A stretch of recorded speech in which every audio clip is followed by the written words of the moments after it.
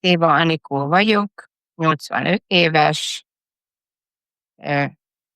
matematika tanár, matematikus szakon végeztem, tanárként soha nem dolgoztam, informatikusként dolgoztam.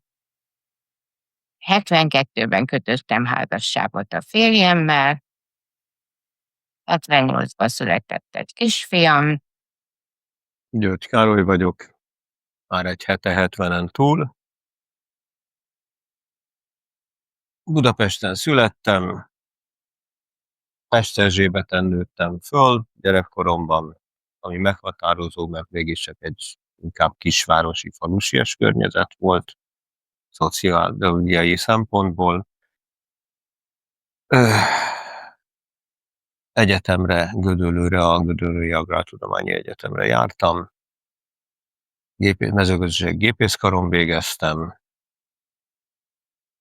már gimnazista, illetve egyetemista koromban aktív voltam az adott szociális keretek között.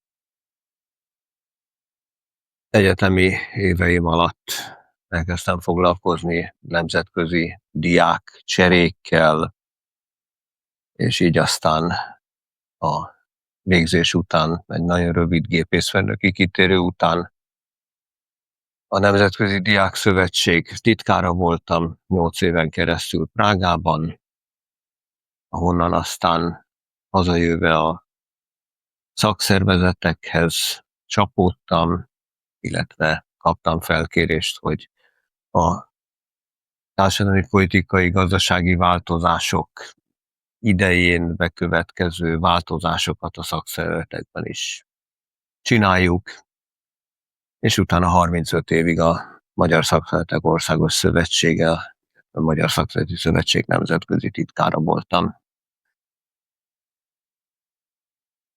2 éve nyugdíjba vagyok, de ugyanúgy folytatom. Erzsébet nevet használom. Tulajdonképpen Budapesten születtem 1942-ben, és felnőni a belváros közepén, az Aranykéz utcában nőttem fel, és 19 éves voltam, amikor férjhez mentem, és kerültem a Józsefvárosba, és hát így 61 óta itt lakom a Józsefvárosba.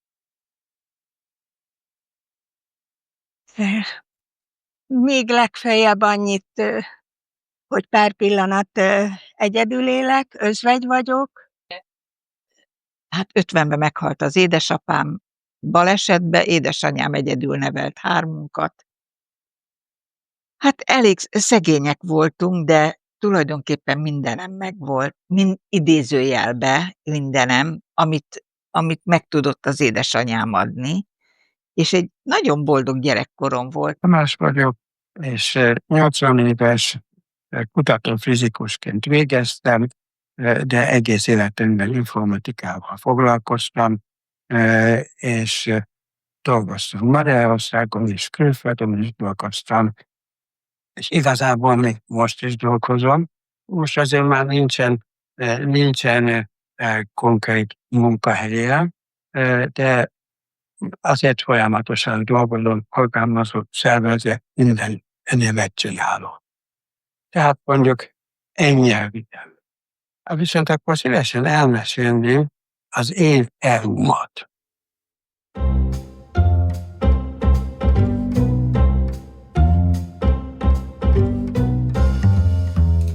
2004. április 25-ével szeretném kezdeni. Akkor ugyanis Finnországba utaztunk, és 2 hétig ott volt. Egyébként ez érdekes dolog, hogy az unokaöcsémet látogattuk meg, aki akkor éppen Erasmus ösztöndíjjal tanult odakint Helsinkiben. És amikor visszajöttünk, az május 2-án volt, akkor már EU-s tagja. Az EU-s folyosón jöhettünk haza. Úgyhogy ez egy nagy élmény volt, és nagyon érdekes volt. Az egy fantasztikus nap volt. Hát a 2 gyerekemmel együtt nagyon örültünk.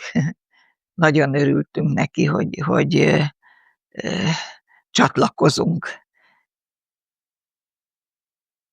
És hát végignéztem a tévébe, és hát meg kell, hogy mondjam, megkönnyeztem örömömbe.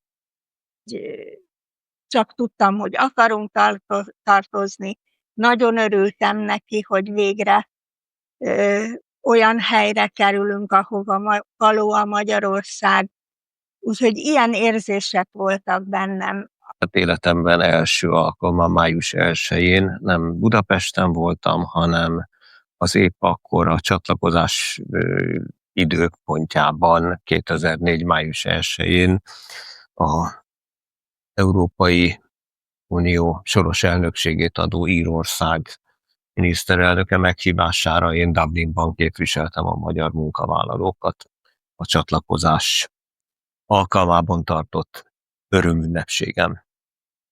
Abszolút pozitívan éltem meg, a csatlakozási folyamatban én személy szerint is részt vettem, mert a magyar ország Európai Unió közötti csatlakozási tárgyalások bizonyos fejezeteibe a szakszervezeti munkavállalói érdekeket képviselve bedolgoztam itthon is, illetve az európai intézményeknél, a bizottságnál, az Európai Gazdasági és Szociális Bizottság, Európai Parlamentnél lobbiztunk többen magyar munkavállalói érdekek mentén. Helsinkiben voltunk, igen, május 1-i ünnepséggel, és nagyon érdekes volt a ottani május 1-je, összehasonlítva a mi magyarországi nagyon rossz tapasztalatainkra, amit a szocializmusból szereztünk. Hát ott nagyon érdekes volt, és mellette nagyon jó érzés volt, hogy végre az Unióhoz tartozunk, és nagyon nagy várakozással néztünk arra, hogy milyen jó lesz az Unióban.